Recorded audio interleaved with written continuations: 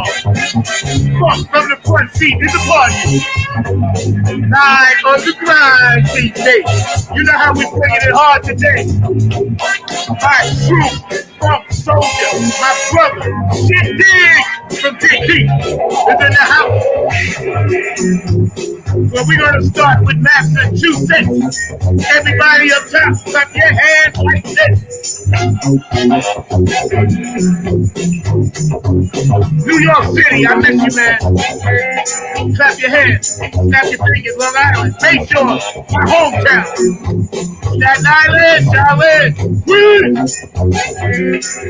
Funk from the front seat. 900 Black TV. Shyn Digg is with us today, y'all. You'll be beaming in shortly. Georgia, heard? Ohio, what's up, Brenda? What's up, Boosie? Funk from the front seat.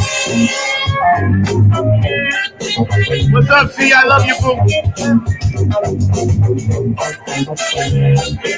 Nothing but the funk. If you fake the funk, your nose will grow. Oh, we're gonna hit it hard today with these pseudo bullshit funk bands. Fuck them.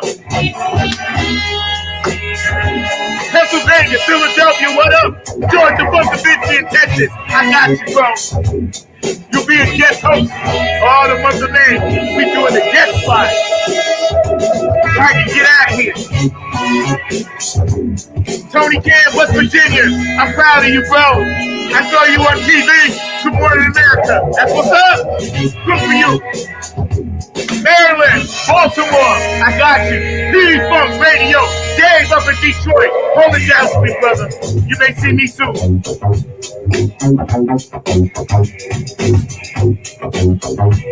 Coming on with little Herbie Hancock. Most of y'all don't even know it was his birthday. Yeah, it was. A couple of days ago. Stay up on it, you know. Be real with it. Don't fake the funk on your nose, bro. My producer today, Mr. Mark Lee. I told him I was coming in hot, because I'm pissed off. Shyn Digg is in the house today, y'all. Georgia, where you at? North and South Carolina. Stop faking the funk. Dr. Philly, Philadelphia. Funk running front seat. Up in funky Philly. Virginia, I love you, fam. I'm coming in hot, y'all. You don't like the effect, don't produce the cause. Y'all made this. Now y'all gotta deal with it. Atlanta, Georgia, where you at? Florida, where you at? New Orleans, Norwood, where you at? Oklahoma, what up? Utah, Chicago, where you at? Canada, Dubai. I'm all around the world today for the funk. California, IA. What's up, Mr. Taylor?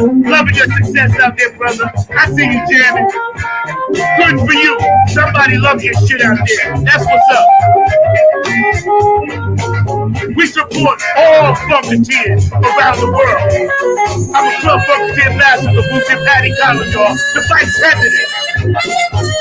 So I'm gonna fight to my last breath to support and keep the funk alive. I'm coming in real high. I see my boy get beat in from his mothership over in Massachusetts. We'll get it in a minute. Shyn Digg, one of the true funk soldiers, a pioneer of music. You know how we roll. We take care of each other. Where's my man Georgia from the Division, Texas? Beam in, brother. Hawaii, Tokyo, I'm Young High, say yo. Samoan, doing the Humpty Hump. Humpty Hump. China, Japan, Africa, Elizabethan Island. Love you, sweetheart. Germany, Candy Soul Sister, what up? Carmen and Wendy in Australia. Y'all stay cool, alright, thanks. DJ Cocolino in Italy, man. Thank you for playing my shit. DJ Monica Sweet, thank you for playing my shit. You feel me?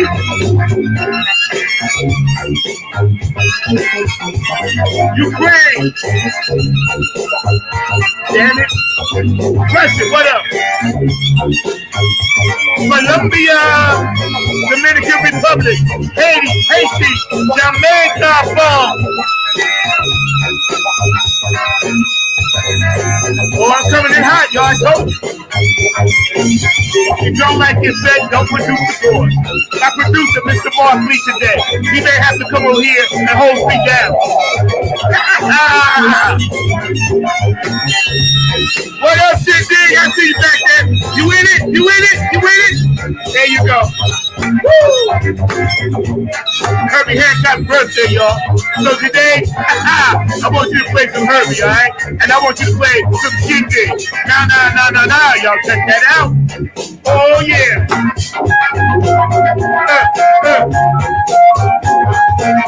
Nothing but a party right here. Come from the front seat. 9 on the Grind TV. Every Saturday, 12 p.m.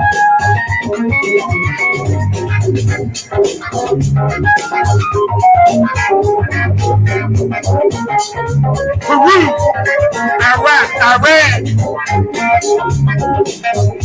Puerto Rico.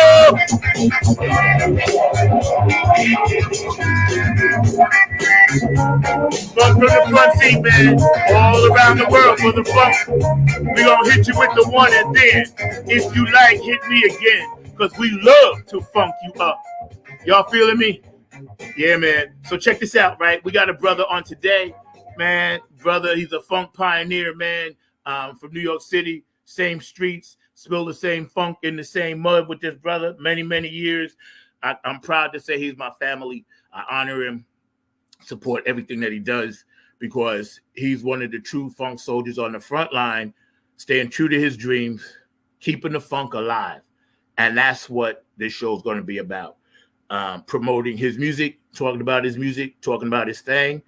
We need y'all to get in and stay active on the chat lines. And I want y'all to dig deep on this one, all right? Right now, without further ado, my main man, Shyn Digg, is all up in the front seat, bro. What up, what up, what up? So good to be here, man. So good to be here. Can you hear me loud and clear? Yes, sir. Yes, sir. We got you, bro. Okay, cool. It's a blessing, man. It's a blessing. Thank you, sir. Yeah, man. Well, I'm coming in hot today. I'm sorry. I know. It's cool. It's cool. I can't help it. This is the way to do it. It relaxes me as it does. It needs to. It's early in the day, but hey. Hey, hold on. It's happy. Here's to you. Hold on. Put that cup back up there. Cheers. It's happy hour somewhere. Clink. Yes, there you go. Sir.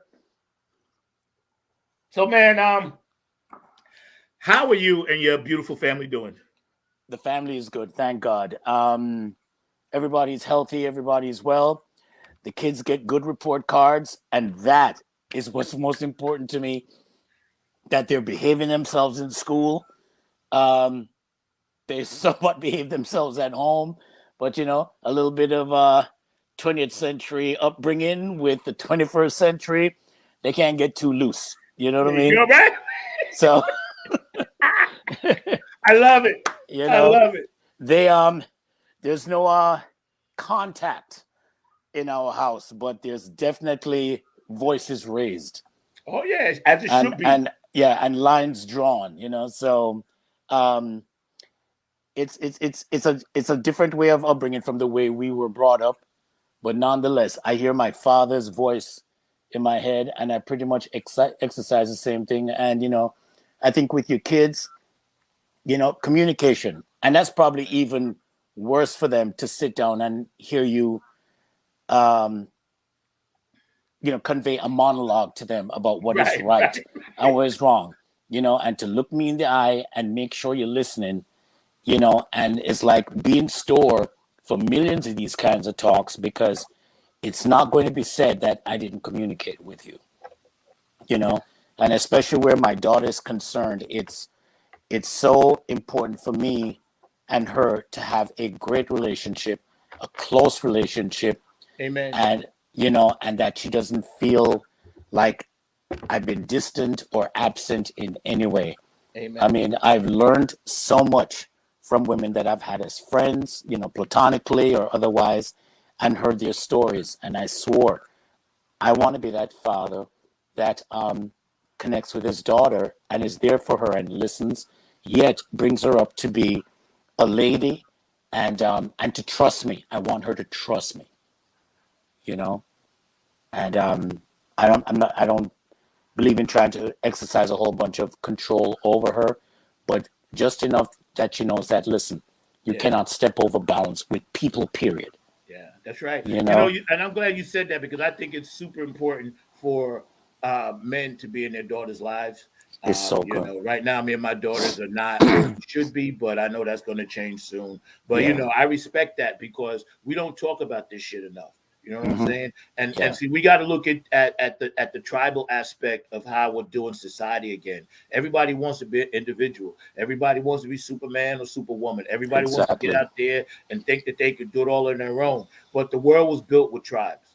The world was built with people helping people. The world was Yeah. built with people depending on people.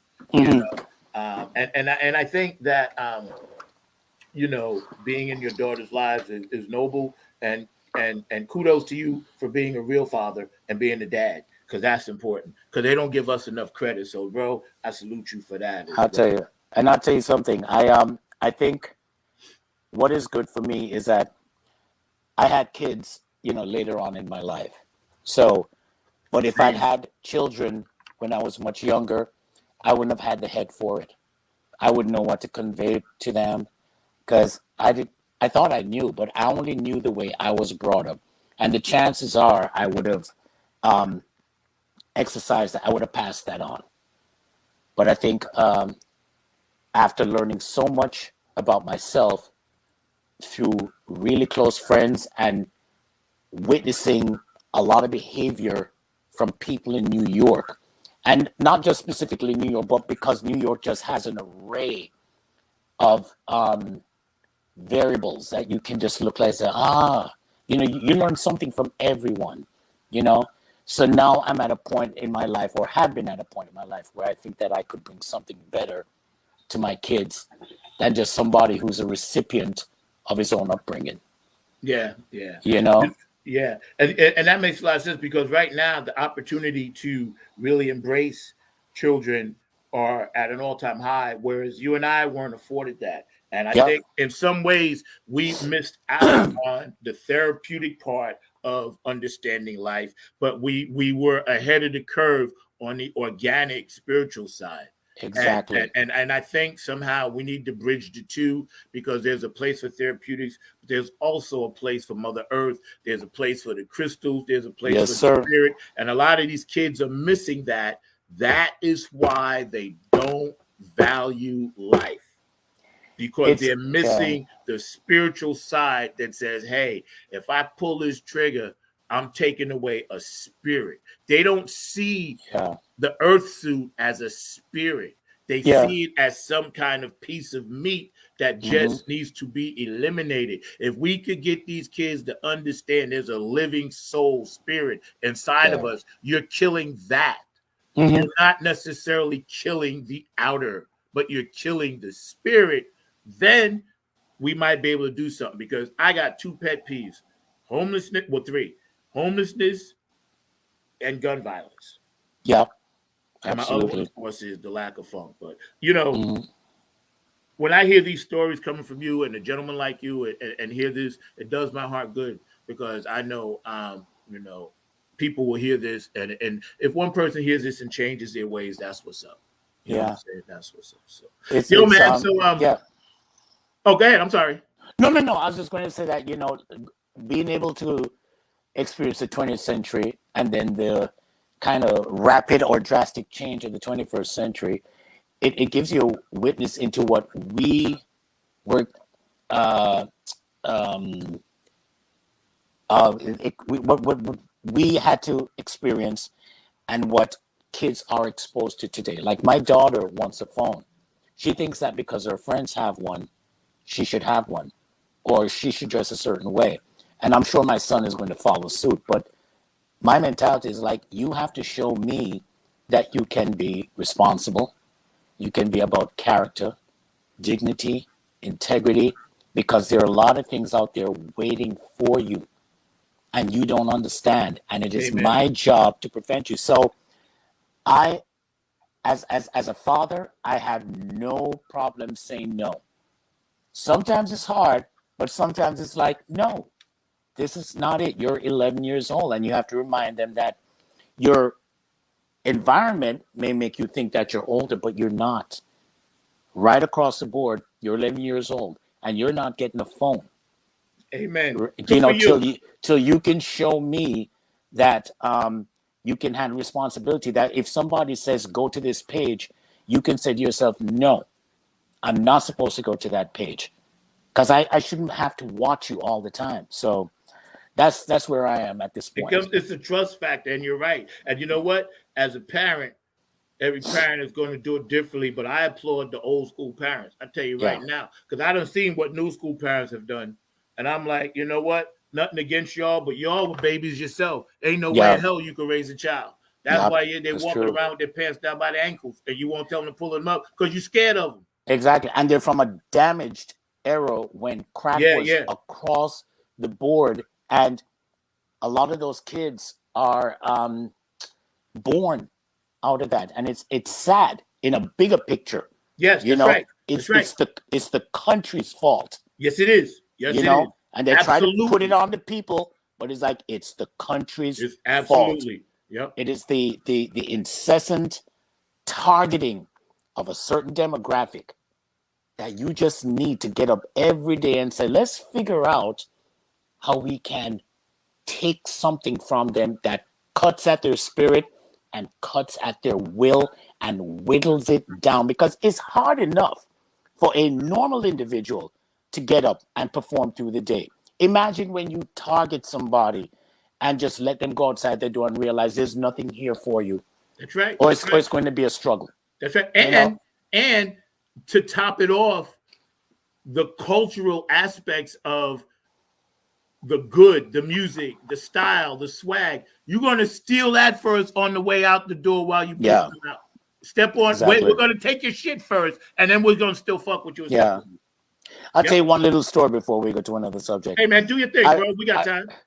I remember this is one important lesson I always cited of what our politicians don't realize that when you tell people they live in a land of freedom, but you surreptitiously do things to take away their freedom, they're going to find their own ways of freedom, not knowing that there's going to be a lot of consequence for it because you're not giving them a normal way, so they're going to find an abnormal way. I remember one time What's up, Jerome?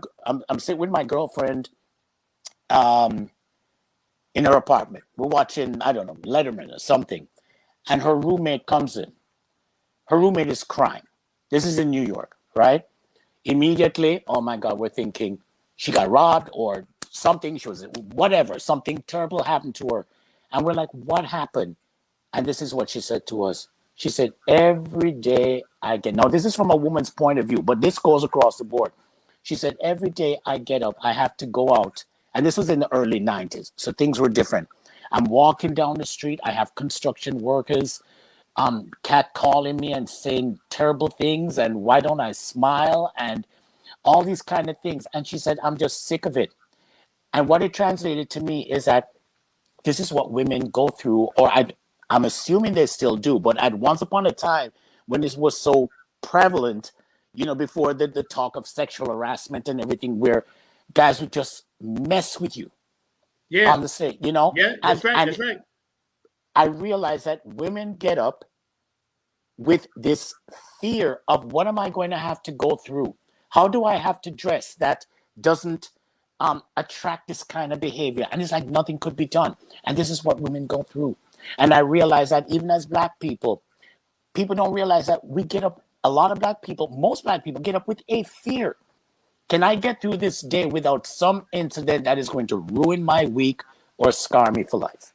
Say that shit again because people need to understand what it's like to put on a brown skin suit and walk out the fucking door. Yep.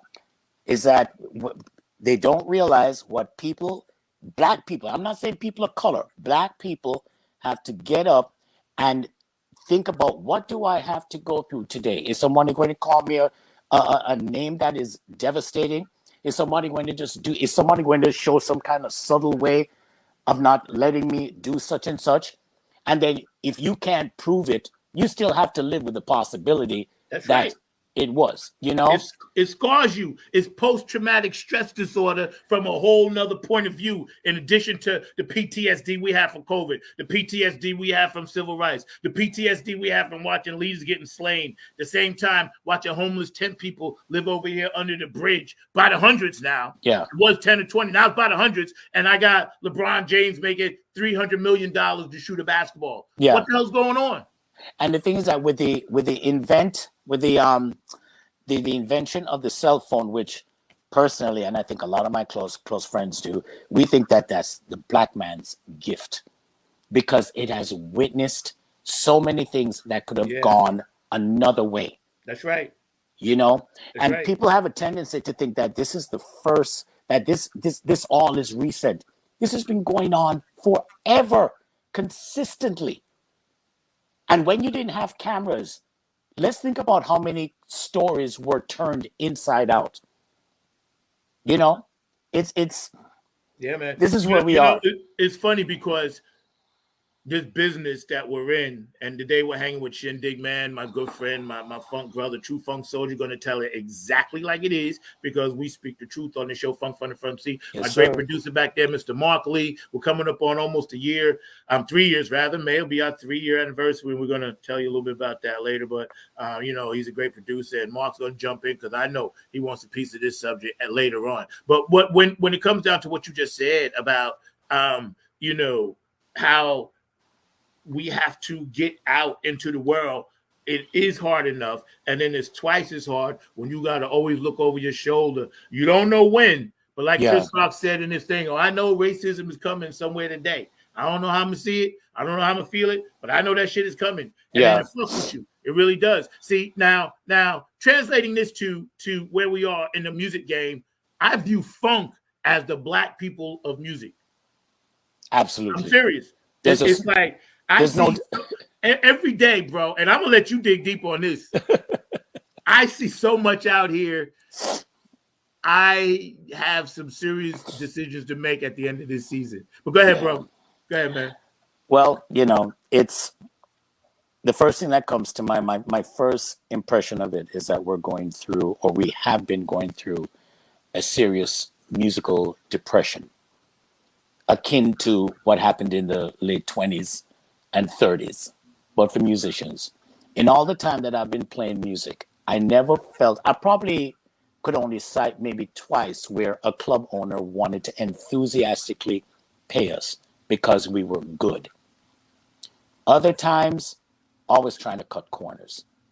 You never feel like you're going in there. You have your musicians to pay and everything, and a lot of times you have to ask for favors. And thank God you have friends that can do so. You know, you pay for their gas or whatever, but the funds are low because people won't pay, you know, and it's always a struggle. And then we look, you know, we do it because we think at the end of the road, our goal is the record company, and then we get the advance, and we get this, and then we get that. But then people get into that arena only to find out that it is just as cruel a world as anything, because they approach you to record, but they're going to want your publishing, and you have to pay the money back. There's something wrong, very wrong with that system. Amen. If you're getting royalties, pay yourself back through the royalties and let me get my money. Amen. Why am I waiting till you're covered? You know, who has time to chase you for your books and to pay a lawyer to find out what's going on?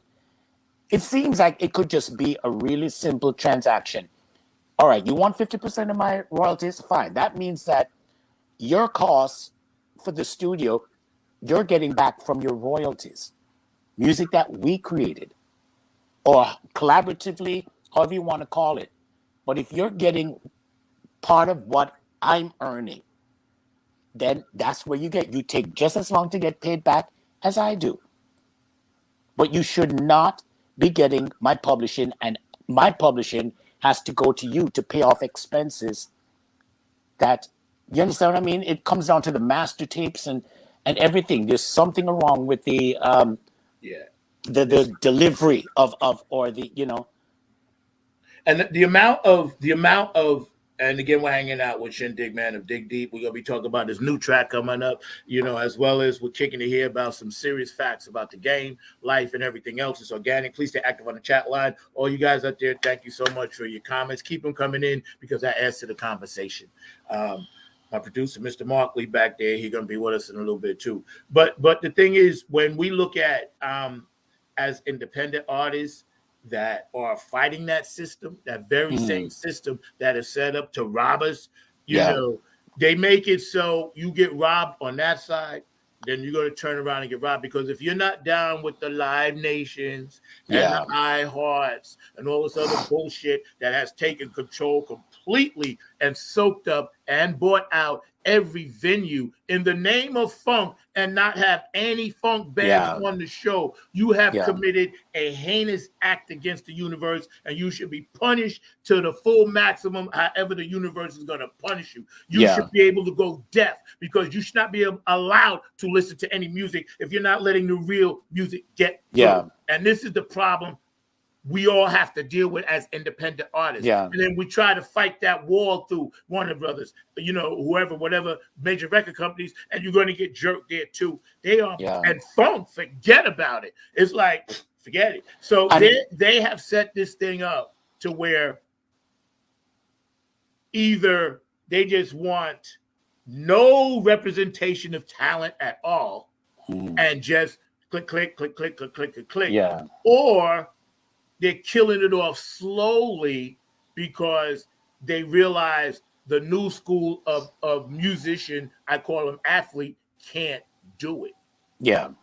Here's the thing about funk, since you brought it up. I'm a funkster. You're a funkster. It is important for us to keep it alive. It's not a fad.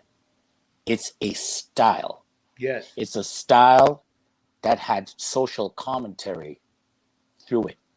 It's a style that even artists back then who were soul R&B realized that we have to get into to be with the times. James Brown did not waste his time. Sly Stone did not, or Sly and the Family Stone didn't waste their time, and neither did Parliament. These are the three figureheads of funk. That's right. They took something out of nowhere and it's like, what the hell is this? They are our part of our Mount Rushmore. Thank you. I know where you at, bro. Right. And it needs to be treated with the same importance, and we have to treat it with the same importance as jazz or classical or whatever, because music developments have been made during funk. Slapping a string is just not pulling the string out here and letting it go. There's a way to hit it that you get a certain punch or convey a certain kind of emotion.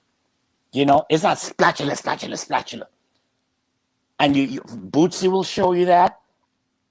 All the greats, Larry will show you that. They all brought something to the table, and it deserves to stay.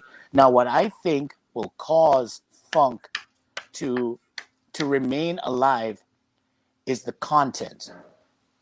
Nothing is old about what is happening right now. That's right. You can write about girls and sleep with you and all day long. That never goes out of style. But there are other things that matter, and this is where, like, the people that we grew up with, like Gamble and Huff. Gamble and Huff made their money, but they made it citing that there is a message in the music.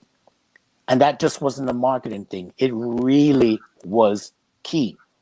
People at Motown realized that they had to change what they were saying about.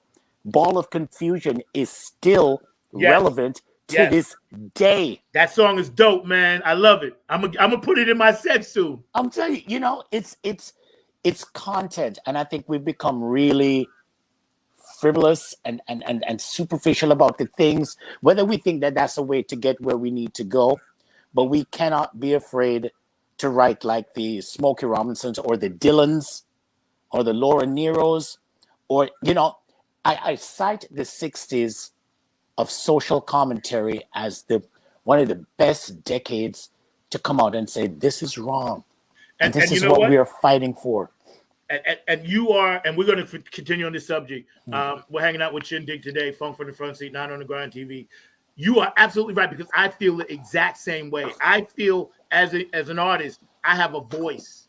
Yeah. So whatever I'm putting in my set, it's to educate and it's to let people know, hey, I open up with Prince. We're living in the days of wild. Yeah. You know what I'm saying? Mm-hmm. My song, United We Stand, Damn. bringing people together. Yeah. You know, it's what I do, it's what I am for the common working man. You know, and spiritual purpose, revolution. I've always thought, as an artist, you're supposed to represent the times. Yes. I never felt any different. Now, I get it. I got songs, Funkin' or the Egg, still has a meaning, but, it's a party song. I got party songs. But I always felt that I had to mix the two, because I didn't feel comfortable on stage unless I was singing about something that actually mattered. Exactly. This is why I hated doing pop bands. Nothing against them, but I despised them, because I ain't really saying shit tonight. But hey, beat it.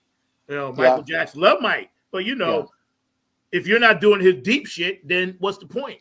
Exactly. And I love this topic, man. We're going to get into your music on the other side, but we're hanging out today. What you're saying is very important, man, and I just wanted to add that. But please continue. Oh, so it's and I'll say this, and I hope I don't come across as somebody who's trying to come down on any style of music. But when you're sitting in the pew, if you have a problem with the preacher, you got to find some way to say something. Hip hop, which I thought had every opportunity to be the news venue for what is going on in the in the larger community. Mm-hmm. It either lost its way, or it reestablished the groove. Whatever funk was losing or fading on at the time, hip hop came along and said, here's the groove again. They brought the drums up, they brought the bass, whether they had the sampler, whatever it was, but it was working. But on top of that, we needed 10,000 Public Enemies. Yeah, we did. Yes, we do. Yep. The bitches and the pimps and all that kind of stuff. It's all I can say. It's not working. It's not even a reflection. What it is an encouragement to do things that we are not about. We've been through too much to think that we can enjoy or even want to enjoy the same vile things that another culture who has all the freedoms in the world to enjoy. It's not the same. And we shouldn't want that. Our history should show us that we have more of a responsibility to ourselves. We need to take honesty within ourselves seriously, integrity, dignity, discipline, character. You don't even have to go to church to get that. Dude, you are today is really important, and I'm so glad you were able to do this show at the last minute, because I want to let people know you did, come on and say, hey, you're gonna do it. But I'm just gonna add this to what you're saying, man. The biggest trick the devil ever did was convincing people he didn't exist. Yeah. And it ain't about church. It's about the right and wrong of what the hell is happening in the world. Because we know when somebody's singing whatever and you hear it, and and the powers that be, the Illuminati, I don't care if y'all kill me, make the radio stations, the 5 people that run the world, 1%, say, listen, I want you to play this shit every 30 seconds. Yeah. In some form or fashion, I want you to put this message out. All the songs are the same. Yeah. But they keep switching it up subliminally. So when people hear it that don't have a strong third eye, they get sucked in. I got to be a gangster. I got to be tough. I got to be this. I got to be that. When we were all sent down here on a mission to be divine. So the Illuminati, by taking out funk, by taking out the serious R&B stuff, the Stevie Wonders of the world, by eliminating Michael Jackson, Prince, James Brown, Medgar Evers, Martin Luther King, by eliminating those people, Dr. Setti, by eliminating these people, they maintain the control of the bigger picture that you mentioned earlier, which includes the music. Hence what is happening in Florida. Yep. And there will always be a large group of people who want to erase that, because they realize that we live in one of the biggest crime scenes in the world, and they don't want to solve the cases because they know who the perpetrators are. Yep. You understand? So it's like, let's just cover that up. The crime scene is closed. Let's move along. There are a lot of open cases in this country. Trillions.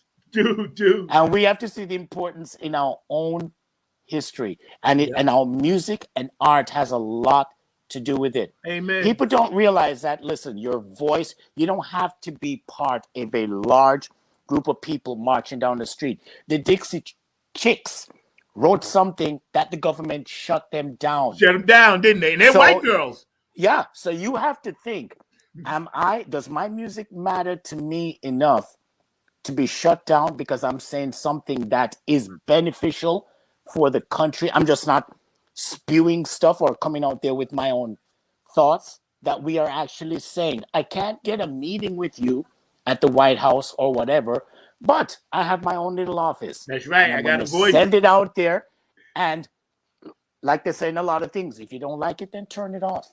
That's right. But but it's there.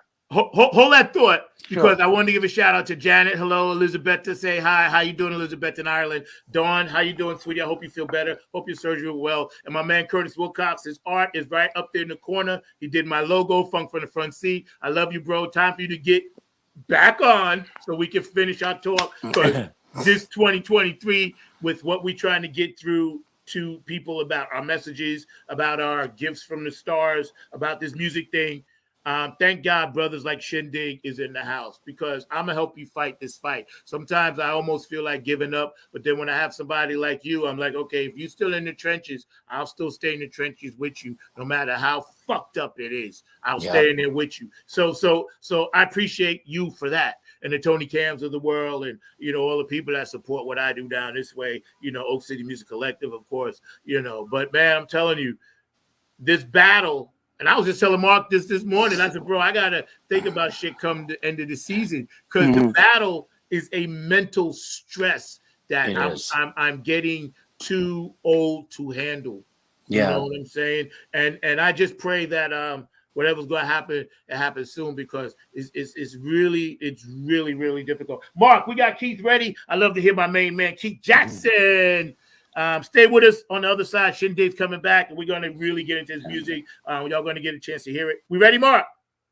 Let's go, bro. Hey, this is Keith Jackson with P-Funk Radio, inviting you to check out my brother Zach Robinson with Funk from the Front Seat. Saturdays, 12 noon on the East Coast and 9 a.m. on the West Coast. It all happens on 9 on the Grind TV and also on YouTube. Great guest, great conversation each and every Saturday. That's Funk from the Front Seat with Zach Robinson on 9 on the Grind TV and YouTube. Check him out. Hey there, it's Chrissy Key Rollins here. Just wanted. That's my man Keith Jackson, P-Funk Radio. All right. Loving it. We got Chrissy Key Rollins. We got her set up, Mark. Hey there, it's Chrissy Key Rollins here. Just wanting to give a shout out and say congratulations to my brother, Zach Robinson, who's been going 2 years strong, bringing you the funk from the front seat each and every week. Go check him out on 9 on the Grind TV and on YouTube, where each week he has amazing guests, powerful conversations, and of course, brings the funk like no other. Keep bringing the funk, my man, and congratulations again for hitting your 2-year mark. That's Funk from the Front Seat. Catch it live at 12 p.m. noon East Coast time, or the replays over on YouTube. And stay funky, my friends. Hey, it's Chrissy Key Rollins. Hey, it's Chrissy Key Rollins. But Chrissy, it's all good. Hey, it's Chrissy Key Rollins here with Holistic Restoration, inviting you. What you doing back there, Mark?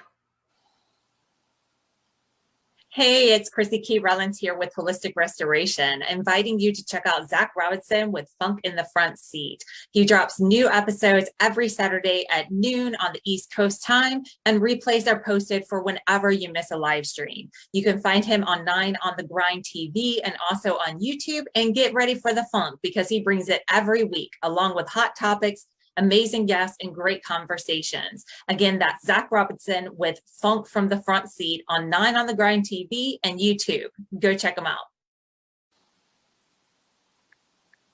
You caught me eating grapes twice. Sorry. I was really, really hungry this morning. I had nothing in my stomach. Let's get something from Joe Keys, my man Joe. I got it, Mark. I got it, bro. This is Joe Keys of Joe Keys and the Late Bloomer Band. Just did a show with my man Zach. Number 9. That's right. Number 9's got it going on. Check out Funk from the Front Seat. Zach Robinson. Serious good vibrations, y'all. What we need. Peace.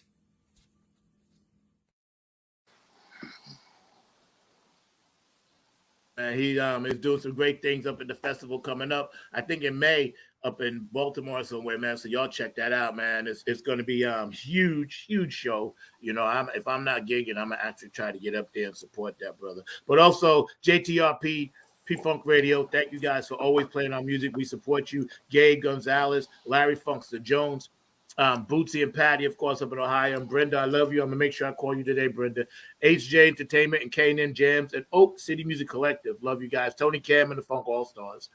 Nappy at Funk Army. Afterglow 92416. Donna, I love you so much. And, you know, it's so going to be so cool to see you guys when we do the man drill thing. And a big shout out to Funko Drill Santiago, my hero and my mentor. And I've been blessed enough to be on his couple of tours that he's doing to close out an amazing, phenomenal career. Pat Dioria, Aquarius Rising Arts, Curtis Wilcox, of course, and George DeFuncovinci, all this artwork behind me. They're responsible for it, for helping build my brand and logos and things. And Dr. Brookenstein, I love you out of Philly. Dr. Brookenstein takes care of he takes care of all my shit. And I don't know where we would be without him. The unsung heroes behind the scenes, David Brooks, Dr. Brookenstein, Funky Philly, Philadelphia. The brother is so solid.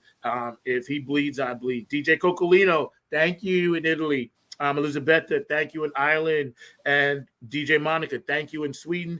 DJ Tanny Soul Sister, thank you in Germany. I appreciate you. And always, the Funk Chronicles, Dayton, Ohio, David Webb, my brother. I've been fortunate enough to have an interview. I'm very proud of that I was interviewed by the Funk Hall of Fame. Not a lot of people can say that. And, you know, the fact that he has all the funk artists there, the pure funk artists in Dayton, Ohio, you know, people need to know, support, go to his site, the Funk Chronicles. We are back with my man, Shyn Digg.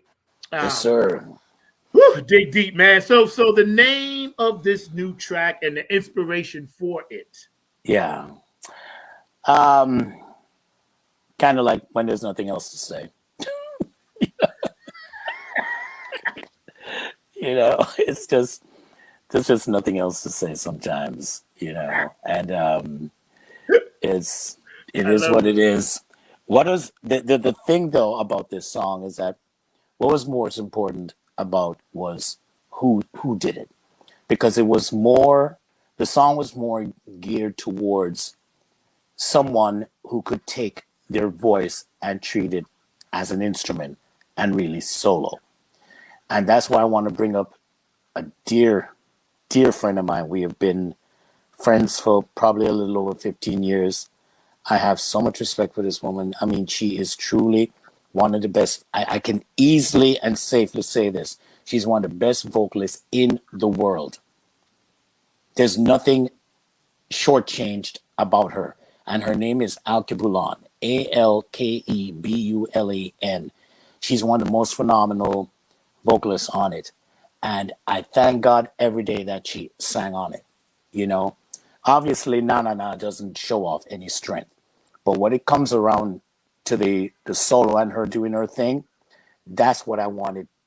This is what this song needed. It needed someone with a vocal that was as percussive as the instrumentation in it. It needed to be the vocal point. It needed to be the lyric. It was the main attraction, you know.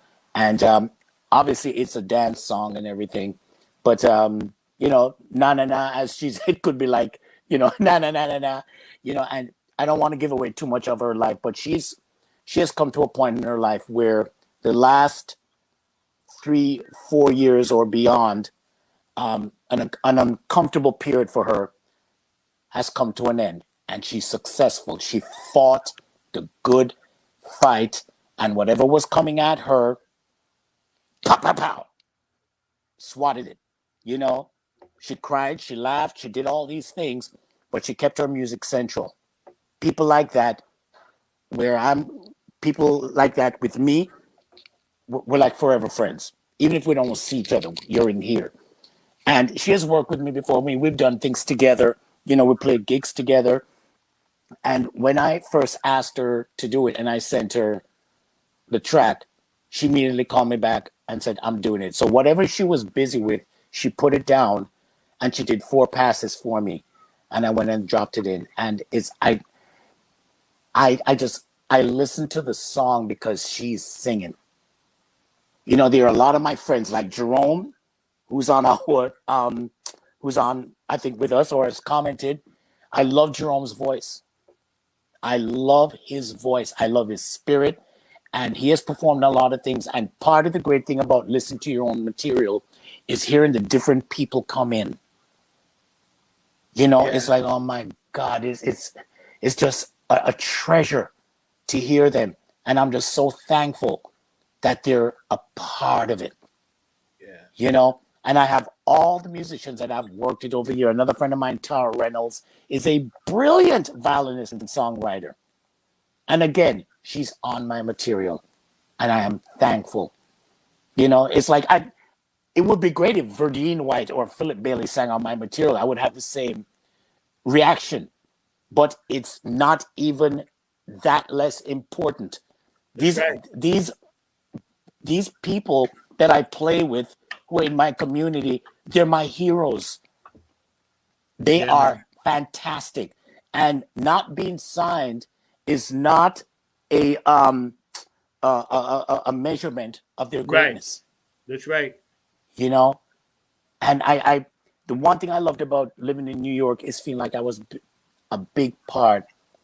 I was a part of a bigger community. Even Yeah, when I that's what had I my miss. band, even with my band, The Trip, those guys will always remain with me Same. here. Same with my You guys. Yeah. know, even if we don't talk or whatever, these are my heroes. When we were together, we were great. Yeah. And we vibed and we played, and you never forget what people do for you. Even if they say, come stay at my place because you're not feeling well or whatever. This is how we were as a band. And Yeah. they're I was. forever, you know. That's right. I was telling. I mean to cut you off. We're hanging out with Shyn Digg. We get Mm, ready to get into his thing. Sha na na na na. There's beautiful ladies on it, and his bro Jerome is on it, and we're gonna chop that up. But I was telling my girl about the vibe is so different in New York when it came to our camaraderie as mhm. family musicians. You know, Yes. we never did not show up. Everybody always did the right thing. Everybody always knew the stuff. There was never any issues and bullshit like I got to deal with down here, man. I'm telling you, I got to deal with so much bullshit down here, bro. I'm telling you, like I just get so overwhelmed on things that are just naturally, I'm just naturally used to just going right. I Yeah. never had to think about half this shit I got to deal with down there when it comes to music. But be that as it may, what you said is so important because when you have a lifelong bond and connection with artists that you work with, Yeah. and you guys like can think the same thing without speaking, that Yes. that's the gift of I would say the creator wants us to try to spread, but everybody's not receptive to it. Like I've Mm, tried to do that here as much as possible, but yeah. if people aren't receptive to it, you almost become like, well, I'm working against my own best interest because I'm wasting time. And Yeah. time is something that none of us have. Exactly. We don't have time to waste. So if you're listening and you're watching this show and you're down wherever you at across the country, around the world, man, just know that take your shit serious. If somebody's down with you and they offer you something or say, hey, do this or that or whatever, man, make it, do your best on it. Take it serious, because Exactly. it goes down in history. This is our record. This is my legacy. This is why I'm Yeah. trying so hard not to screw it up. It's Yeah. painful. I don't want my legacy to be, oh, he just went out like that. You know what I'm saying? Exactly. And when you're in love with music like we are, Yeah. it's a bittersweet thing because there are times when, well, I'll just speak for myself. There are times when I wanted to chuck it, Me too. but it just came back into my lap. And at one point, I had to just say to myself, and I'll use God as a reference. It doesn't matter what anybody else believes. That's what I believe. And I was like, God, if you keep throwing this back in front of me, then I'm just going to do it. But I'm going to do it without expectation and just for the simple love of it. And I can't be concerned of what reward may be up ahead. Something tells me that I'm supposed to do it regardless. Yeah. I'm thankful that we live in an age where the internet has become, or the internet is a vault. It's actually a pyramid for a lot Yes. of us. Yes. We Yes. store stuff in there, Yes. and maybe somebody will discover it, but it has to exist to change something. It has to. Yep. Get it out of here, put it out there, And it brings me back to an earlier point that I wanted to bring up when we were talking about people and kids who are doing a lot of stuff that's affecting everyone, including themselves. Each person has to realize that you may think you have an issue and you're angry and everything, but what you do just doesn't affect you or the person next to you. It reverberates. From the minute you come into this world, you are changing everyone's course because now you're occupying a space. You know what I mean? You're in there now. So you're going to interact with people, and their life is going to go accustomed to, because you're there. If you weren't there, it probably would have been something different. But your presence changes the course of things. Even if it's that, you may not think it's a lot, but it is a lot. And it's the same way with music. When you don't put your music out there, okay, nothing happens really. Like life just goes on. But you change things when you inject what it is that you do in there. I Because agree. somebody is going to hear it. And it's going to resonate, or it's going to sit back there. But it's going to exist. It's going to change something. It is not for us to know what kind of change it will be, but existence causes change. Yeah. That's a very good way to put And what let, most let- of and- us and- might and- be and feeling. let me just finish up. I just want to say that because of that, it is so important what you put out. You can put out something that is self-serving, and it can destroy a whole bunch of people. Yep. And then again, you can put out something that is life affirming, really positive. It'll change lives, or whatever it may do. It'll affect things, but it's a different kind of effect. Yeah. Yeah. Yeah. So you have to decide which one, That's you right. know. That's right. And see, the thing too that I agree with you is that because you're trying so hard to put that little pebble into the stone that goes into the pyramid, Yeah, right? And the fact that we can now store for a life, whatever amount of time this planet will be here, information like that yeah, digitally, that's the positive side of it. Because, you know, like you said, somebody they say, hey, who did this or whatever, or why they do it, whatever. So it yeah. may come up, but at least it's a way it can be stored. And that's one of the only things I see that where we are now in this game that we can take advantage of, because a lot of this stuff is stacked against us. Before we run your track, 30 years have affected the culture. 30 years of how everything on commercial now is hip hop, whatever, right? How do we Hmm. survive? Before we run your track, I want to ask you a question. How do we survive as pure funk artists? Well, I think, let me go back to what I said before. I think the content of what we're writing about is going to matter. I think it can, it could probably cause some kind of elevation. We can't be superficial about it. We can have fun with it, just like funk was fun back in the day. But we're at a point now where a lot of things matter. We're witnessing so much more. We just can't write about what's happening in our neighborhood. We have no choice. We're exposed to everything. You know, you can write about the Ukraine and the Russian situation and make it funky. You know what I mean? What message are you trying to? You know, the funk is in the attitude. The track can be funky, and you can just spew and you can do rap over funk. But it's an intangible attitude, you know. And I really think that when people are listening, you know, they hear the drums and the bass right away. It may take them 2 weeks to know what the lyrics are about. You know, I think songwriting has to be, or the art of songwriting has to still be a study. You know, when I think of the Burt Bacharachs and the Dosha Hollands and so on and so forth, that has to be part of the equation. You got to sit down with a song, and just like somebody is sculpting something and they take this little bit off, it requires work and attention.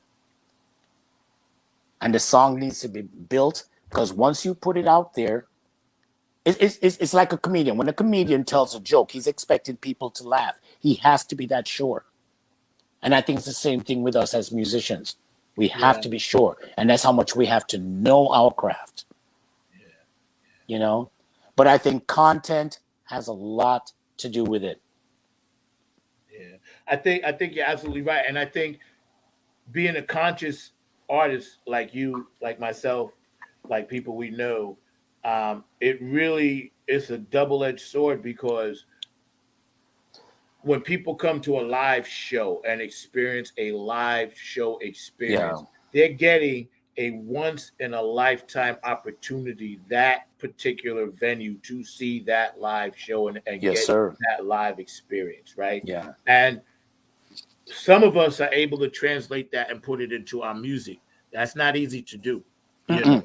But if you could do that, then people think, wow, you know, I dig the track, so I'm going to see if they can pull it off live, and then you pull it off even better live. So it's like, okay, you have them doubly convinced that you're okay, this is hot, you know, whatever. I'll use my track, United We Stand, on your track, whatever, right? The thing that you know, the Black Lives Matter one, and the thing that you know, they get from it, right?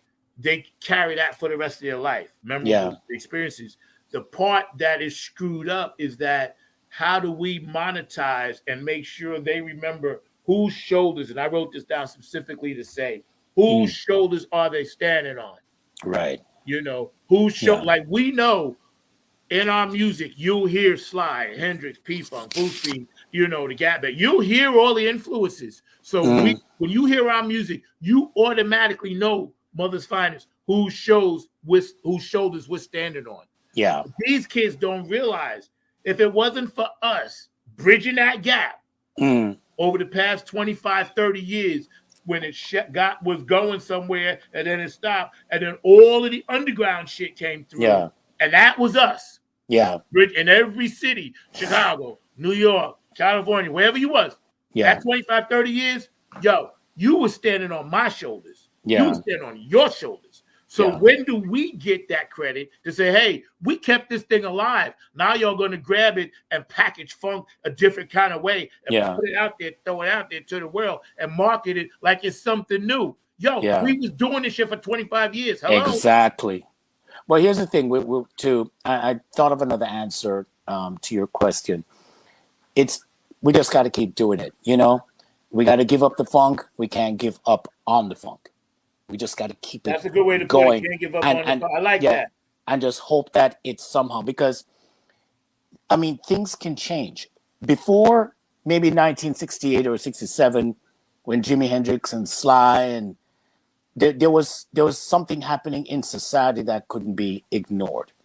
So before you had about How Much I Love You and all these wonderful romantic songs that we still hold dear today.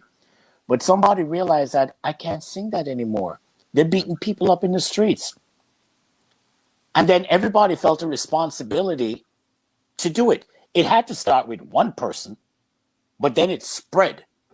Then the Temptations were recording social songs, and Curtis, it couldn't be ignored. Curtis Mayfield, my God, yeah, right? You know what I mean? Marvin Gaye, So, Marvin. yeah.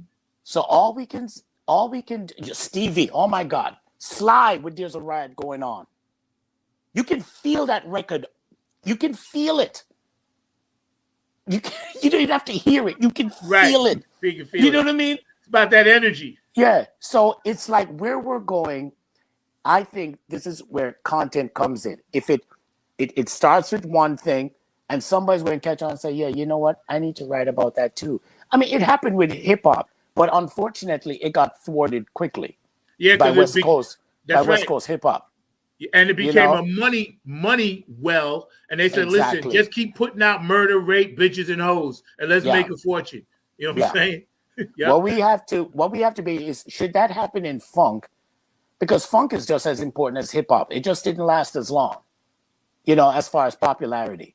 But if it starts again, we have to open our eyes and realize when somebody's coming to the table and just trying to pretty much instigate, the Judas. You're here to cause a problem. And we have to say, you have to think about where you put money and you put art. That's an individual choice. Yeah, that's right. And again, it comes back to my point of one person, whatever it is you do, you may think that it's not affecting a whole bunch of people, but it is. So we just have to be conscious about, do you want a movement or you just want to move other people? It hasn't happened yet, but I would think that's the direction that we should go. And we just, if it seems like it's going somewhere, now you have to be wary of, like when you're going through a house of horrors, you look about what's going to pop out at you, and you got to keep going. Yeah. But you can't get entangled with those people because they'll bring you down. Yeah, that's right. Let's run your track, man, because we sitting here chatting and I'm loving it, man. And we're going to hang out with you, man. So, Mark, you got that track queued up, bro? Let's run this track, man. And y'all sit back and bump this. And I need you guys to go purchase your copy today, at Indignation Music ASCAP, and go on his website. All his information is down here in the banner. It's actually at Bandcamp. At Bandcamp, yes. They can find it at Bandcamp. Yeah, right here, available at Bandcamp. Yep. Check it out. You ready, Mark? Run that track. You're getting fined today, bro. Give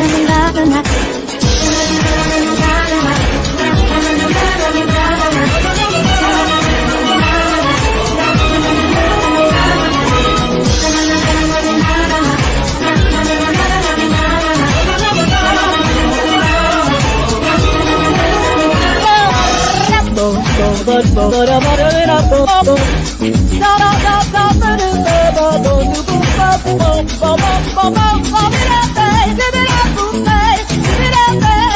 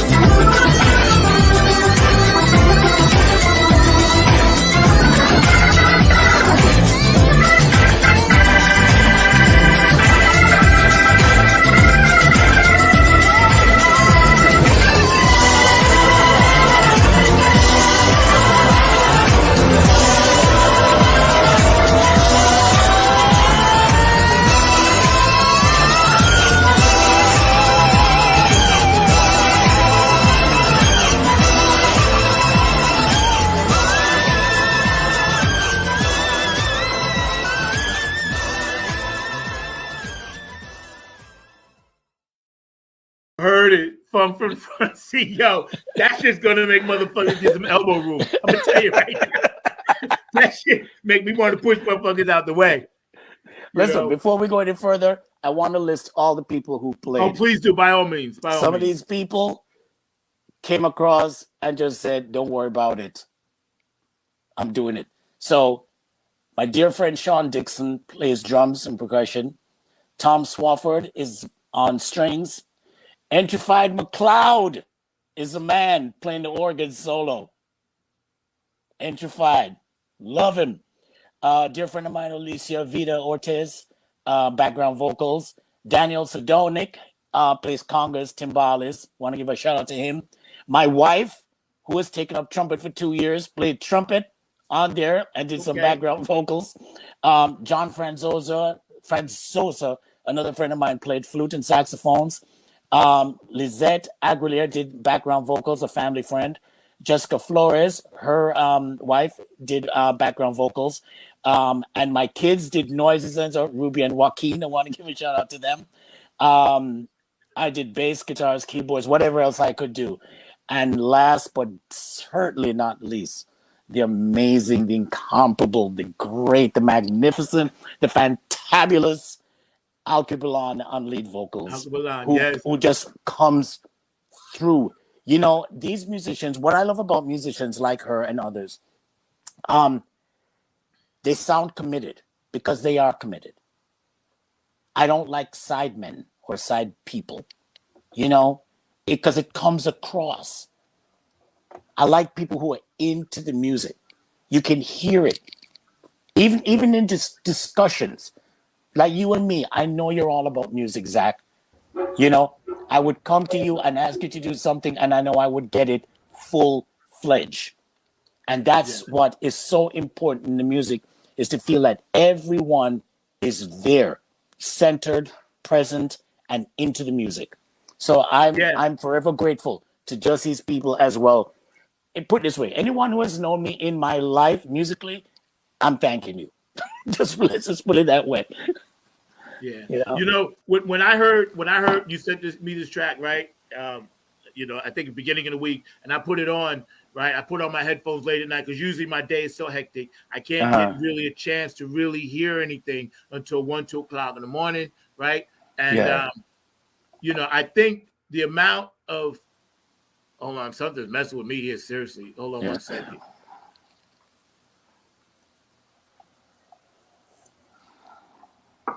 I apologize. Yeah, Sir Nose tried to get in, but anyway, I think Mr. Lee, Mr. Lee. Yeah, Sir No, he always tries.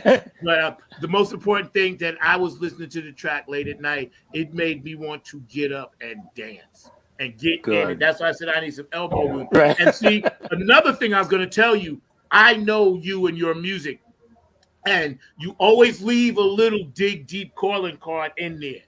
And when she went, you know what I'm getting ready to say. When she went to the scat part, yeah, that's you digging deep. I heard the shift, and I was like, oh, he's gonna give us a little bit of that, because I always listen for that in your music. I was like, somewhere in there, he's gonna do that.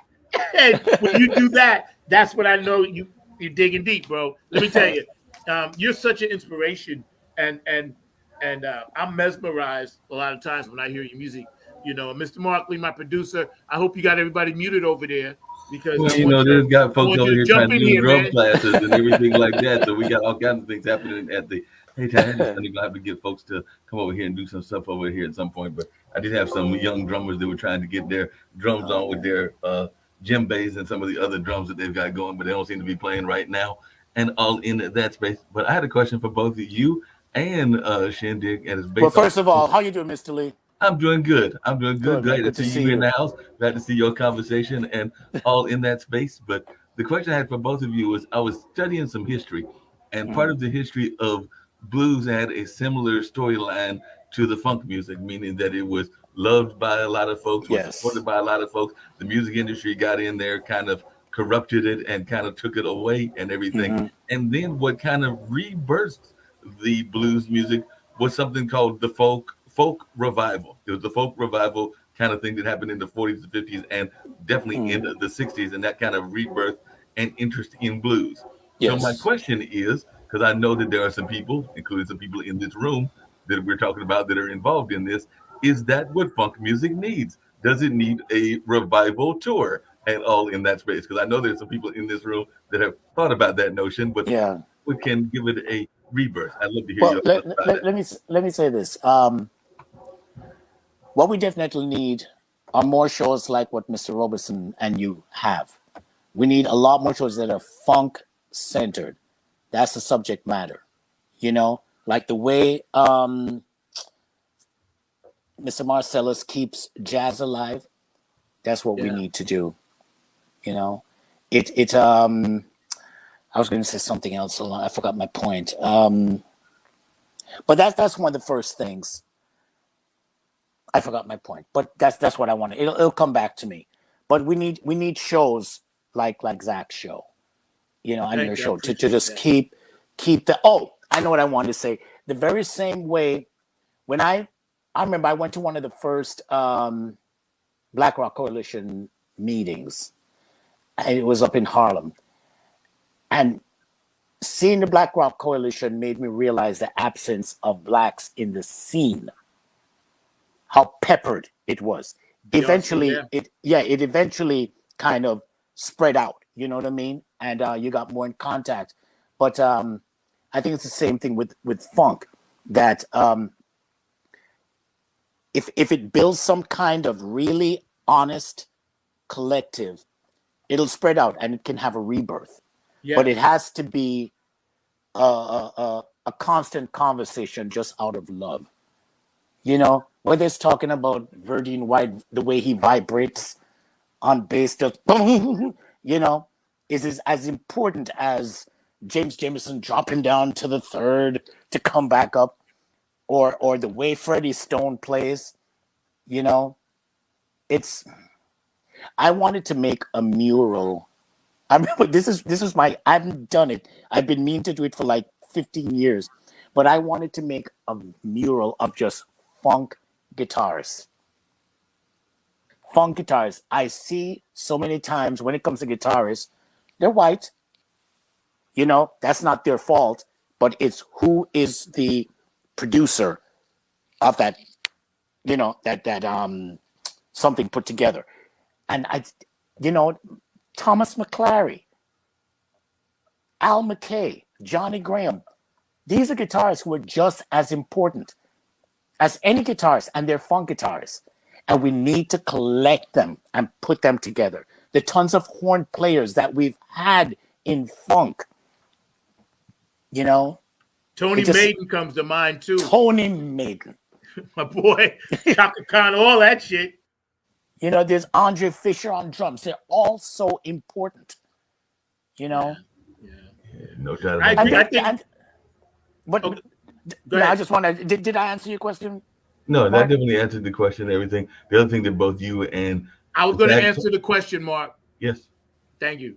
I was going to say, in addition to this funk revival, what we have to do is get the promoters to understand this music is viable, because they wouldn't be able to put the Bruno Marses of the world on these shows if it wasn't for the funk artists. There'd be no Bruno Mars. So you can't skip over us and be like, okay, you guys created it and finished it, because we basically, Sly and all of them handed us the baton in so many ways and said, okay, here's the blueprint.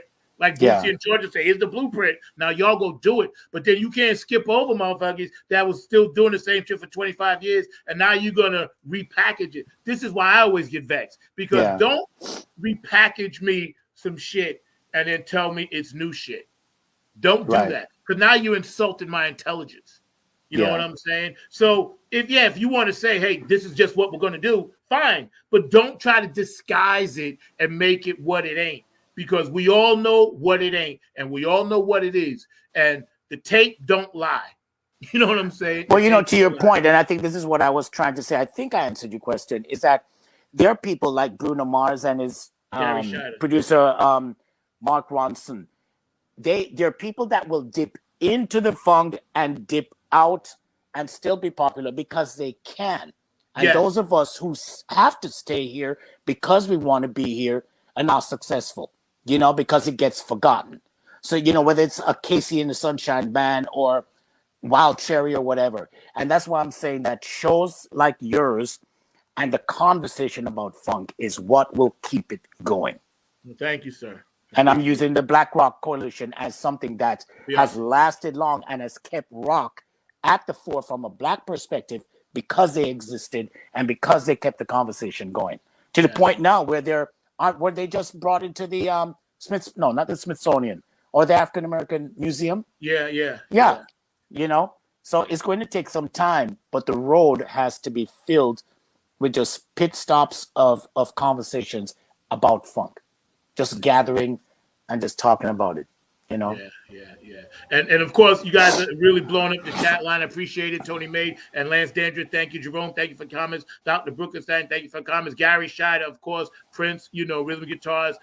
You know, like you guys are all spot on out there. And we all know what it is and what it ain't. And I guess what we have to do is try to figure out a way to not get beat down by the negativity and continue to fight. But you know, it's like when you're in a battle, and I'm a warrior, I'm an Anunnaki soldier, Vernon Reed, of course. Yes.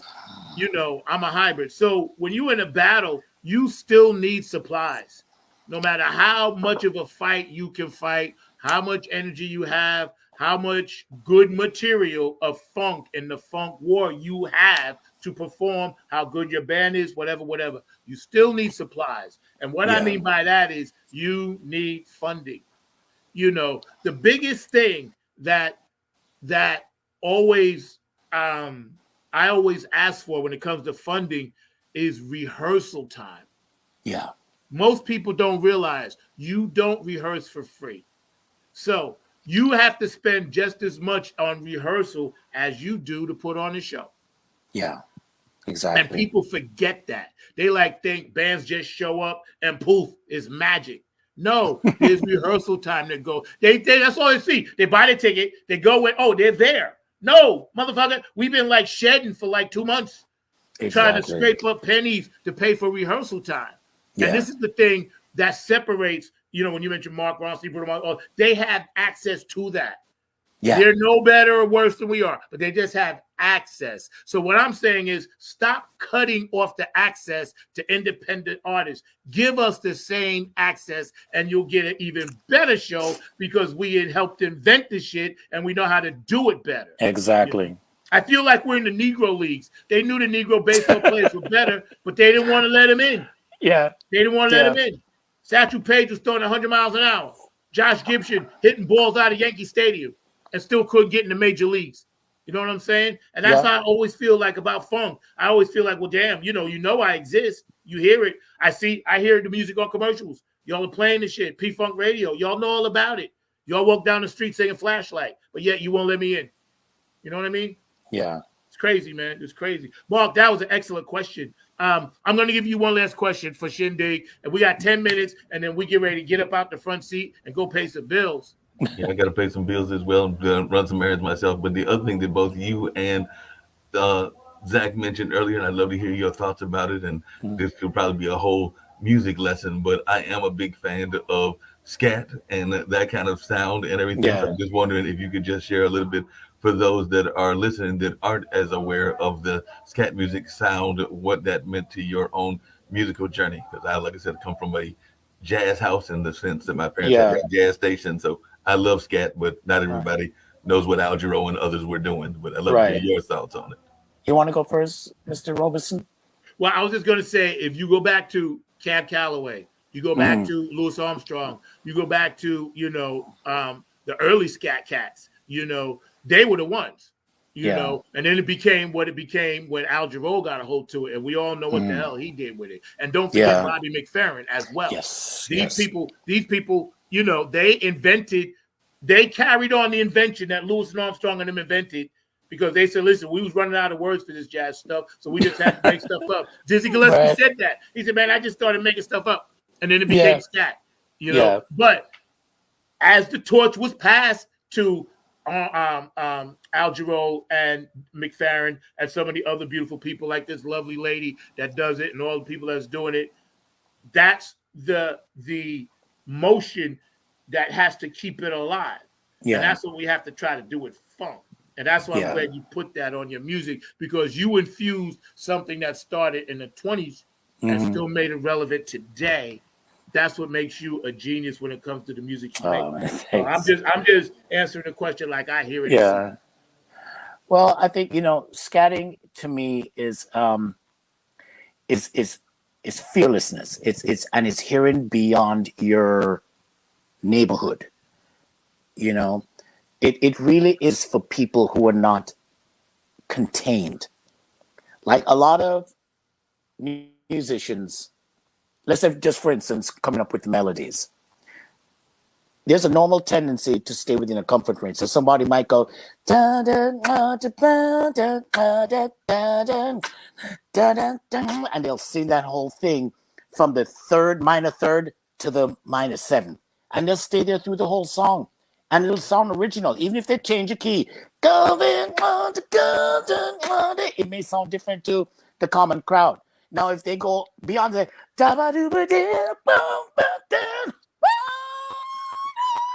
it's fearlessness of just letting your voice just go wherever. And it helps if you listen to people like who play saxophone, from the bebop day, and you let yourself go. And it's not feeling that you have to go, but it's going. I remember hearing a Bobby McFerrin. The first time I heard Bobby McFerrin, a lot of people know him for, Don't Worry, Be Happy. Exactly. But I remember somebody turned me out to this thing where it sounded like he had lost his mind, and that told me that you can go somewhere else. It doesn't even have to be tonally correct. You just lose your shit. But all of that comes with fearlessness and not caring what somebody else thinks. It's not you trying to get them, you want them to understand what you're doing. Yep. And I would be remiss if, when we talk about scatting, if I didn't mention the great Felipe Wynn, because he didn't do it with the Spinners, but when he went and got with George Clinton and them, and people don't know, he was actually in the band called House Calls with Bootsy them back in the day too. Yeah. But Felipe Wynn, when he did when he in the middle of Knee Deep, George was like, "Listen, start scatting." You know what I'm saying? And when he did all of that, people forget that's what you did. Scat, put that scat in the funk. And Mark, that's kind of like what, if you want to hear an answer to your question about it or comment, that scat stuff goes everywhere. And you know, with Mr. Wynn, Tom Bell knew that. Tom Bell knew that he was one of the greatest ad-libbers who had ever lived. So the scatting wasn't next to, that we heard. Didn't hear it during the Spinners days. But all those ad-libs, they are to be treasured. They are close to scatting. They're just with lyrics. Yep. It's one of the greatest, man. I mean, when he left the Spinners, Tom Bell knew he couldn't do anything else with the Spinners. That was the voice. Yeah. Felipe Wynn, one of my favorite singers of all time, man. Mighty Love, Rubber Band Man, but even his earlier stuff, Sadie. I mean, damn, Sadie made me cry. That reminded me of my mother. I can't listen to Sadie. Sadie, Sweet Sadie, Strong as Papa's Old Brandy. You know what I'm saying? Yeah. That brought he took me to places in that song that brought me right back to when I was 7 years old and my mother died. When I heard Sadie the first time, I was like, get this shit away from me. It was just so powerful. It's a powerful song, Yeah. But we got about. Let me just say one thing. To Mark. Some of the best lessons I learned about like the freedom of music was going to jam sessions, blues, easy blues. You know what you have? You need to. That's Mark's lane. Yeah, you need to take something really simple and do a lot with it, and and you just get to try a lot of stuff. So most of my important musical lessons, scatting or whatever, were learned and taught to me in blues jam sessions. David Brooks said Scatologic Funk. I'm gonna write that down, Brooks, because that may be a song somewhere along the line. Scatological Funk. He said Scatologic Funk. I'm looking at it right now. That sounds like the title of a song. You've been sounds like one to me. All you guys have been blowing up the chat line all day. Today's been a really, really fun show, man. And we're going to come back with Shyn Digg Part 2 in a couple of weeks, man, and talk to him some more. And I'd love to have that young lady on and any members that you want to bring on. I will request her. Can we do? I'll call you during the week and we set something up, man. Okay. This story can't be told all in one show. It has to be several shows to tell this story because it's an ongoing thing. Yeah, and I really appreciate your love and energy because, thanks, you did something for me today that I kind of needed, Mr. Mark Lee, I'm going to give you one last question for Dig, and then I'm going to give him the full screen and we get ready to get out of here. No, definitely. Like I said, the last question will be, and it'll be a quick one, at least fairly quick. But you mentioned the blues, and the blues to me and funk are actually very much related and all in that space. But if you can just share your connection to both of those music, because to me they are very much cousins and all in that space. But I'd love to hear your take on it. Well, blues, I learned in New York. I was in Florida before that. I grew up in Jamaica, knew nothing about the blues. New York was a place that taught me about the blues. I played with, I did jam sessions with the Holmes Brothers, with Frankie Paris, God rest his soul, and a few other people, who were popular on the scene. Bobby Bell, Grant Green Jr., and so on. When it came to funk was what got me out of my Jackson 5 period. And my older sister introduced me to the Ohio Players Fire album and Earth, Wind and Fire.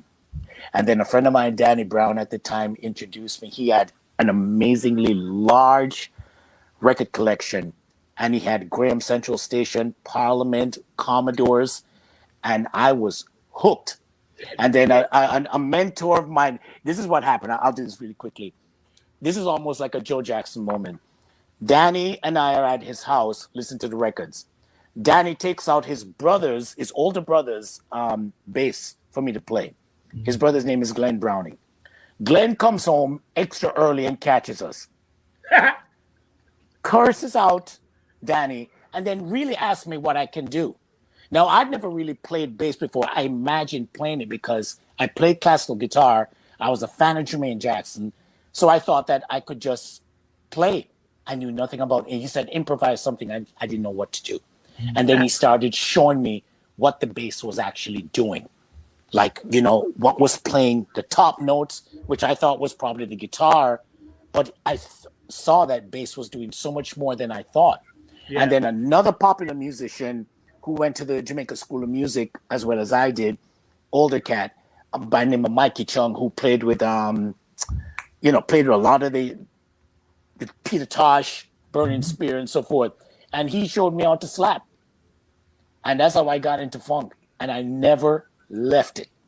Yeah. And of course, when Lewis came on, and you sit down and you put the record back so you can figure out what he was doing, Yeah.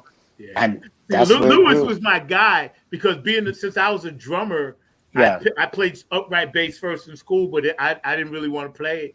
But since I was a drummer, I identified, because Lewis slapped like he was playing drums, and that's what I dug about him. Yeah. And then Graham slapped a whole different way. Now my guy Jerry Say, the Wizard, Mother's Finest, he slapped a whole different way. Yeah. He always says his guy was Graham. But when you think about all the great slappers, and then now and then of course Evolution brings you to the Stanley Clarke and Victor Wootens of the world. You're like, holy fuck. Let me just say one thing in addition to what you asked, Mark. Just because I'm of the culture didn't mean that I could just play funk naturally. I had to learn it. I had to appreciate it. I had to ingest it. It's just not something, and I think that's the mistake that a lot of people here who are not of the culture think that, you can just walk in, play some James Brown licks, and leave, and you're a funker. No. You have to be committed. You have to be one with it. Even although I grew up around reggae, I had to learn how to play reggae. It's not just a matter of just playing check, check. You have to cut that in half, and then you have to cut that in half till you get tick, tick, tick. And that is the approach that there should be to any kind of music.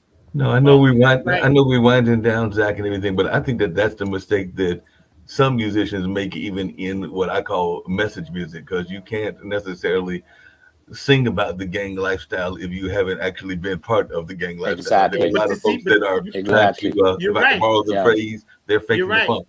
And that's the scam. That's how the government got everybody. That's how the devil tricked them. Because the devil says, listen, we're going to throw the image and you just going to make the words, but you ain't never really done this. So, we don't care of the consequences. We know you look pretty and you got like a little hook. It's going to sell. Now, I agree with pure hip hop and rap artists. I know they hate this shit, because I know somebody like Eminem who studied so hard, or Tupac, God rest his soul, or people like, Grandmaster Flash, or EPMD, or Run DMC, or Public Enemy. They took time and understood whatever they was going to put out was going to be effective, and it was going to make people think.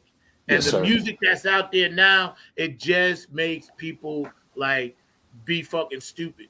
You know what I'm saying? And the few jam bands that are out there, God bless them. But listen, I heard Herbie Hancock and Stanley Clarke before. You ain't really fooling me. I know what you did. You took it and you twisted the shit all up, and then you branded it and rebranded it. Yo, I know what Chicory sounds like. I know what Herbie sounds like. I lived through the Electric Fusion era. You will not fool me with your licks. So don't try to tell me it's new. Have enough respect for Al DiMilliola to say, listen, I'm playing Al DiMilliola style. Have enough respect for, Stanley Clarke or Chicory or Herbie, and say, listen, we're copying that style. And we're just going to market it, because we got the pretty face. It's like, just tell us where you got it from, Will. That's all. We'll go with you. That's all. Where you got it from. Be honest. Don't fake it. Just be honest. They don't want to tell you that they're getting, you mentioned a couple, they don't want to tell you they're getting licks from Hubert Laws or even Gil Scott-Heron. Yes. Or I know one that Shyn will definitely relate to. They're getting licks from Tito Puentes and Bob Marley. Listen, these guys are my Mozarts and Bachs and Bartoks, and they have just as much importance, and I have to give it up to them. I would rather know, and I'm coming from somewhere of that genius, of that, I'm proud that these guys are my heroes. I'm not going to stand around and say, I came up with it. I never heard the Beatles before. No, I never heard such and such before. It's got to be transparent, man. I think, and I think that will help keep the funk alive too, because then people will be like, oh well, do some research. And then if you dig deep, do some research, then you'll find out, oh, well, what I'm really playing, it ain't nothing new. I saw it on YouTube and now I'm playing it, but somebody actually invented this, James Jamerson. You know what I'm saying? And the people that have respect and put that stuff out there on YouTube, God bless you, because at least you're trying to tell people the truth. I watched something the other day on Jocko, one of my favorite bass players. I can't play a lick of his shit, but the guy broke it down and showed just how. But that guy was a genius, and he died on a bench. I know, business. Poor, on a bench, homeless. Now, how is this possible? One of the greatest bass players ever that's on the Mount Rushmore. How does he go from there? And this is in what, the 80s, 70s, 80s, whatever. He got beaten up. He got beaten up by security. And because he was bipolar and he would act a certain way, and people didn't realize that, so they thought he was going off. He really just had a condition. Hey, Zach, I know we're winding down, but one of the things that happens, and I'm gonna get on my soapbox now, is that too often there are organizations that are trying to help the musicians and trying to get folks to give aid to the musicians, but a lot of times they are only giving them pennies and everything when they are actually taking a lot of the money. Because I know that even in the blues space, there are some organizations that are quote unquote trying to provide housing and trying to provide some money to help people on their day-to-day grind. But when I've talked to some of those musicians, they are getting pennies, and some of the organizers are getting dollars and tens of dollars in that space. So that is a injustice, and I'm sure that you've run across that as well, Shyn Digg, and everything. I'm sure you run that in New York and other places. Oh yeah, I was enthusiastic when I joined CD Baby and everything. I'm thinking, okay, some money's going to be coming in, but it took me a lot of years to realize the whole scam of that half a cent or whatever crap they're putting forth. But I kind of think to myself, the movement is what is important. We need to keep going, because even Black people collectively, we have a lot of people have not lived to see the successes that we've had today, but we keep fighting and we keep going. And you and I, with the three of us, may not see certain developments when it comes to funk, but we keep it moving. Somebody will find a way. We just got to keep it alive. We do what we can, and we stay true to ourselves, and somebody will pick up on it. But we just have to remember that we are a culture that our forte is fighting those who try to keep us down. Pretty much. That's why we're down here. That's our forte. When people say, well, Black people are racist too, I'm like, no, we're not, because we suck at it. It's not what we do best. We can't do it. We're going to be second best, third best, 50th best. We will never be better than the people who brought it to the table. On our best day, we can't affect anybody. We just can't. We suck at it. That's just my thing. We suck at it. We don't affect anybody. We don't affect real estate. We don't affect lives. We don't. We can try to be, but we suck. Yeah, and our forte is being great lawyers, great civil rights leaders, great doctors, great whatever. We don't know anything about racism. It's not in us. You understand what I'm saying? It's just, even some of the best Black Republicans who are racist against their old culture because they're doing the job of the good old boys, they suck.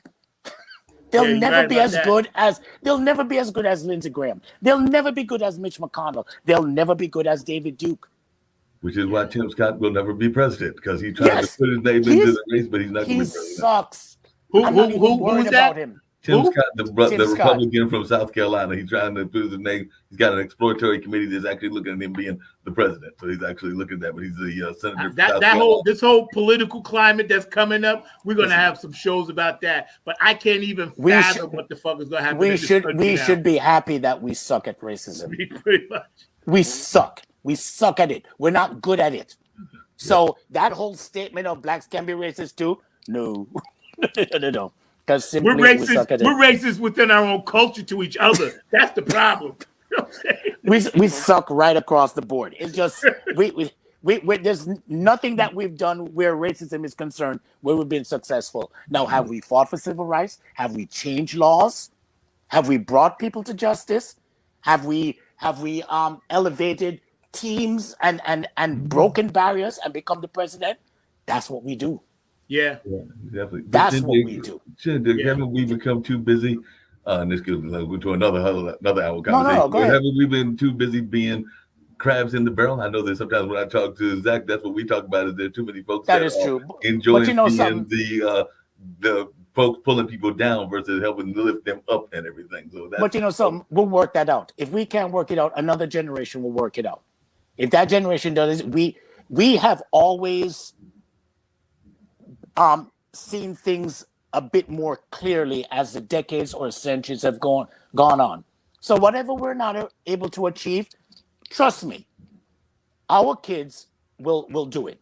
We just have to make sure, because we need that. We need optimism. Yeah, we just have to make sure that we keep the books in print and we don't let these guys burn our books and get rid of our history. Yeah, that's true. That's right. And that's a whole nother subject. But we've been hanging out with Shyn Digg today. You guys on the chat have been great. Shout out to Susan Coonan from California. We did shout out Victor Taylor. We got to get you guys on the show so we can talk about some health stuff. Mark, you've been a great producer. Thank you. I want you guys to know, Mark. Our 3-year anniversary is coming up, as Mark so elegantly put Christie's thing on the 2-year anniversary, but it's a 3-year anniversary coming up. So if you want to send in an anniversary shout out to Funk from the Front Seat and just say congratulations, whatever, please send it to my Facebook Messenger page, Zach Robinson, because I'll play them all. I love them, and I truly can't believe Mark and I have been looking at each other's ugly faces for 3 years.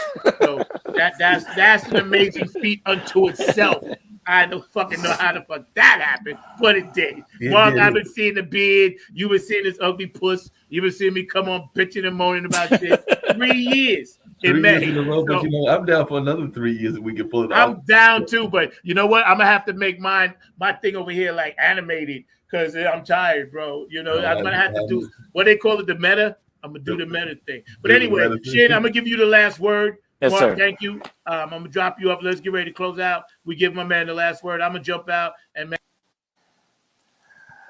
Hi, everybody. I don't think there's anything that I can say that is final because we just keep going. To use the popular phrase, keep it 100. I'm thankful to Mr. Zach Robinson for having me, to giving a platform to speak out, speak with, to showcase music, to share music, and to know that we are in the same company, and that the unification of our beliefs will send us forward. I hope for more platforms like this. I hope to be on this show again, and I hope that I can always come with something that just helps to push us forward, that contributes and instead of taking away. I'm thankful to all the people that have ever helped me with any in my endeavors. It means so much. And I'll see you again at some point. And I hope to be playing live at some point, because you can record all day, but there's just a need for the live music. So stay true, stay dignified, protect your integrity, build your character, and just know that whatever we're not able to achieve, our kids and followers will. Peace. Yo, man, I couldn't have said it much better myself. So we're going to get out of here. Remember, dig deep, and we promise to be good to your ear hole. I'm going to give you what you need for. Massachusetts, Philadelphia, Detroit, Minneapolis, Long Island, Queens, Bayshore, Delaware, are you aware? DC, Maryland, be more. Put them together. Ohio, Brenda, Boothby, put them together. All around the world, North Carolina, South Carolina, Virginia, Georgia,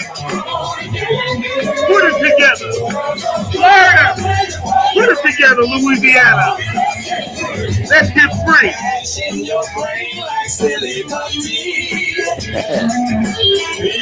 Funk from the front seat. You damn right. I love you, boo.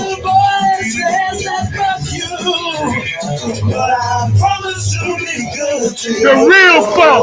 You feel me? Carolina, California, Nevada, Utah, Chicago. Put your hands together. Canada, Dubai, Oaktown, Oakland, what up?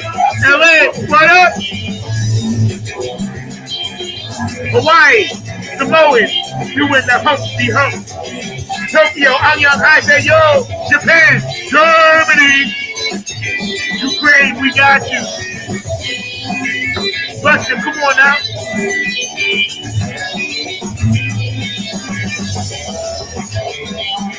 Oh yeah, my Knicks in the playoffs. Go New York. Come on now. Woo! Our guest today, Shyn Digg was in the house, though. Check out his new song, Na Na Na Na Na. All around the world, Ireland, Australia, Germany, Italy, Sweden.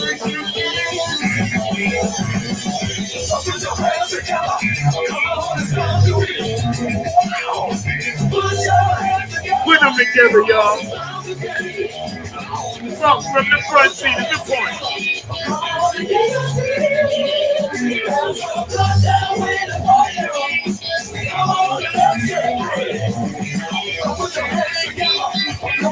I want you guys to go out today and have a beautiful day. Spread peace and love and harmony. And remember, if it ain't funky, don't funk with it. Funk, not fight.